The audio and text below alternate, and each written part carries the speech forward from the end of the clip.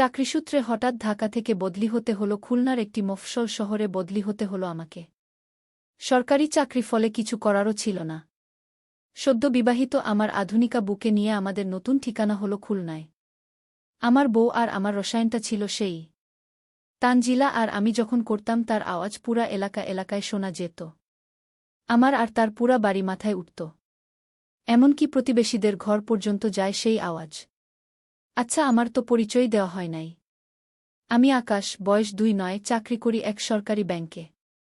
অন্যদিকে আমার বউ তানজিলার বয়স 2-8 বছর। আমার ভার্সিটিরই জুনিয়র ছিল সে। আমার বউ বলে বলছি না, তানজিলার মতো মেয়ে ভার্সিটিতে আর একজনও ছিল না। তানজিলার ছিল সেই। আমার যেমন সরকারি চাকরি তেমনি আমার বউয়ের ছিল অনলাইনে বিজনেস। খুলনায় আসার পরেই আমরা 2 রুমের একটা ছিমছাম বাসা ভাড়া করে উঠি। 5 তলা এই বিল্ডিংটায় প্রতি ফ্লোরে ছিল 2 ইউনিট করে।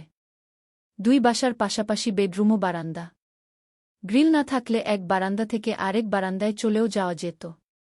আমরা যেমন ছিলাম কাপল, দিনে 2-3 বার করতাম, তেমনি পাশের বাসায় ছিল এক হুজুর কাপল। আমি যতটুকু বিষয় আগে থেকে জানতে পেরেছি যে হুজুর এখানে প্রায় অনেক দিন যাবত, অনেক দিন আমাদের আগে এসেছে। সে পাশের একটি মসজিদ ইমামতি করে থাকেন, কিন্তু সে যত সব সময় ইমামতি করে থাকে প্রায় সময় তাকে বাসায় থাকতে হয়, বাহির ওরকম বের হয় না নামাজের সময় ছাড়া। যখন নামাজের সময় হয়, নামাজের সময় শুধুমাত্র বাইরে বের হয়েছে। আমি যখন অফিসে যেতাম তখন আমি প্রায় সময় দেখতাম সে এরপরের ভিতরে বসে থাকত, তার ওইরকম ভাবে তাকাত না। সে সময় পাক পবিত্র হয়ে থাকার চেষ্টা করত, কিন্তু একটা লোকের উপর সেরকম চাহিদা রয়েছে সেই সাহিত্য যের পথে সে পুজোর কখনো চিন্তা ভাবনা করত না। যাই হোক, এভাবে তাদের পরিবারের সুখের সংসার ভালোভাবে চলতেছিল, কিন্তু আমি গিয়ে সেখানে একটা বাধাদ্বীপ তৈরি করে ফেলব, সেটা আমার কল্পনার বাহিরে ছিল। সে আগেই বলেছি তোমাদেরকে, সে কিন্তু প্রতিদিন প্রায় আমাদের ওখানে বেড়াতে আসতে, আমার বউয়ের সাথে গল্প করার জন্য চলে আসত। বাসায় প্রায় সময় একা থাকত, আর একা থাকার পিছনে কারণ হচ্ছে তার স্বামী তাকে নাকি ঠিকমতো এরকমভাবে সময় দেয় না। সময় যেহেতু দেয় না, সেজন্য আমাদের রুমে এসে এটা আমার বউয়ের সাথে একটু সময় কাটানোর জন্য।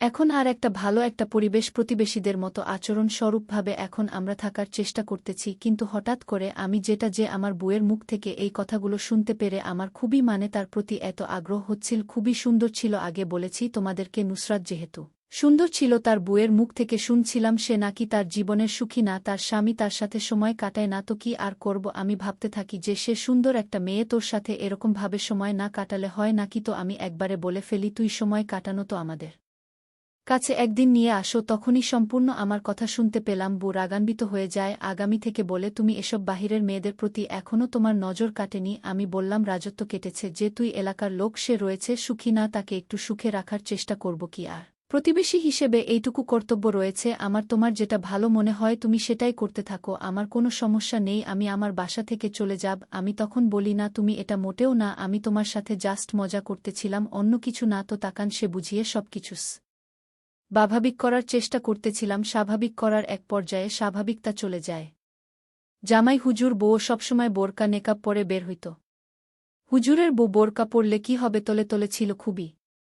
অফিস থেকে বাসায় আসলে প্রায় দেখতাম হুজুরের বউ আমার বউয়ের সাথে গল্প করছে, না হয় বউয়ের ব্যবসার বউ, কিন্তু তখনও সে বোরকা আর নেকাব পরাই থাকত। হাতে হাত মোজা, পায়েও মোজা।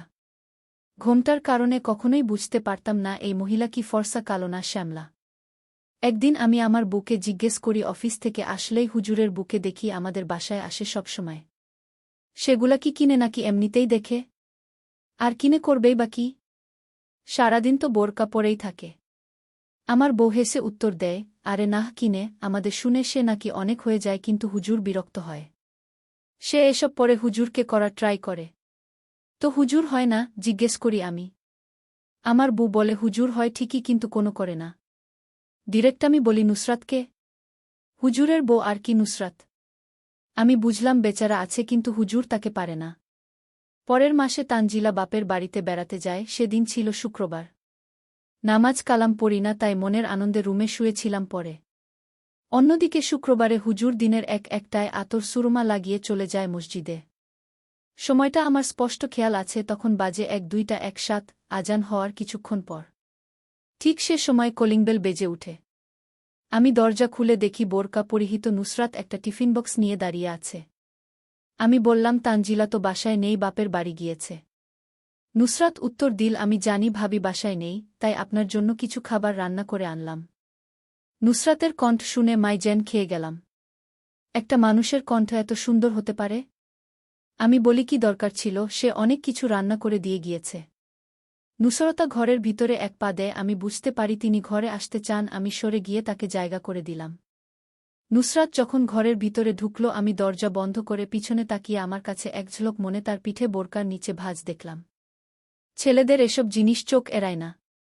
নুসরাত ডাইনিং টেবিলের উপর টিফিন বক্সটা রেখে পুরো ঘর হেঁটে বেড়াচ্ছে আর বলছে, আল্লাহ ভাইয়া, আপনি ঘর এত অগোছাল এত নোংরা করে কেন রেখেছেন?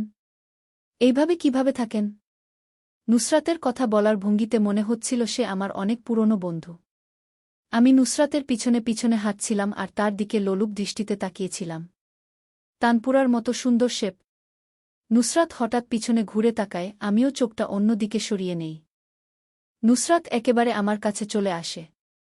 তার বোরকার ভিতরের আর আমার মাঝে মনে হয় শুধু এক সুতার ব্যবধান ছিল। নুসরাত বলে, ভাইয়া, আমরা মেয়েরা কিন্তু পিছন থেকেও বুঝি একজন ছেলে মেয়েদের কোনো দিকে তাকিয়ে আছে। তখন আমি নুসরাতকে বললাম, না, তুমি যেটা ভাবছ সেটা না, তুমি তোমার এলাকার প্রতিবেশী লোক, তোমার সাথে আমি এরকমটা অন্য দৃষ্টিতে দেখাতেই পারি না, তুমি যেটা ভাবছ সেটা মোটেও ঠিক না। আমি তোমায় দিক তাকিয়েছিলাম যে তুমি খাওয়া নিয়ে এসেছ, আমি সুমনা বেশি করে বাছিলাম তো। তুমি কত কেয়ারিং করো তোমার স্বামীকে, হয়তো তুমি যেহেতু আমার জন্য এত সুন্দর করে খাবার তৈরি করে নিয়ে এসেছ, তো যেহেতু তোমার ঘরে স্বামী রয়েছে, স্বামীর জন্য খুব সুন্দরভাবে খাবার তৈরি করেছ। মশা, তুমি জানো আমার বুটা না একদমই ঠিকমতো খাবার রান্না করতে পারে না, সে কি নাকি রান্না করে সেটা আমার মোটেও ভালো লাগে না। শুধু তুমি আমার জন্য খাবার নিয়ে এসেছ, তোমার খাবারটা খেয়ে দেখব তোমার খাবারটা কি রকম কালো হয়, তাহলে যতদিন না থাকবে সেই কইরেন তিনি অজানাকে খাবার নিয়ে আসবে, তোমাকে করে দিবেই বাজারগুলো, তুমি রান্না বান্না করে আমাকে একটু খাওয়ানোর চেষ্টা করবে, কারণ জানো হয়তো বা সাথে একটা মহিলা মানুষ না থাকলে খাবার দাবার একই রকম কষ্ট হয়, সেটা তো তুমি অবশ্যই ভালোভাবে বুঝ। সমস্যা নেই, আপনি খাবার খেয়ে দেখেন, আশা করি আপনার ভালো লাগবে। আর আপনার ভাইজা তো কখনো আমার প্রশংসা করে না, সে যে কি একটা লোক সেটা আপনাকে আমি বলে বোঝাতে পারবো না। কোনো ভালোবাসা কোনো কিছু নেই, সে যে এরকম ভাবে থাকে সেটা আমি কখনো বুঝি না। একটা মানুষ কি চায় না আসে, সেগুলো সে কখনো খেয়াল করার চেষ্টা করে না। যাই হোক, অনেক কিছু বলে ফেললাম, তো আপনি যেভাবে তাকিয়ে